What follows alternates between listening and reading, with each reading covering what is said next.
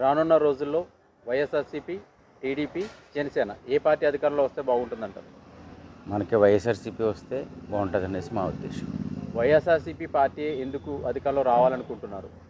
First Mohan Reddy గారు తలపెట్టిన education, చదువు అన్నది ప్రస్తుతం విషయంలో చాలా ముఖ్యమైనది మనకి.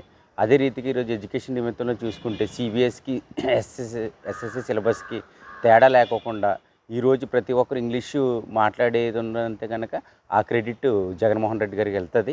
ఈరోజు మనం స్కూల్ చూసుకున్నట్లయితే ఎడ్యుకేషన్ పరంగా కానీ, ఒక టాయిలెట్స్ కానీ, ఒక స్టాఫ్ కానీ, స్కూల్ వాతావరణం కానీ, ఆ బిల్డింగ్స్ కానీ, కన్స్ట్రక్షన్ కానీ మొత్తం రూపురేఖలు మారిపోయినాయి.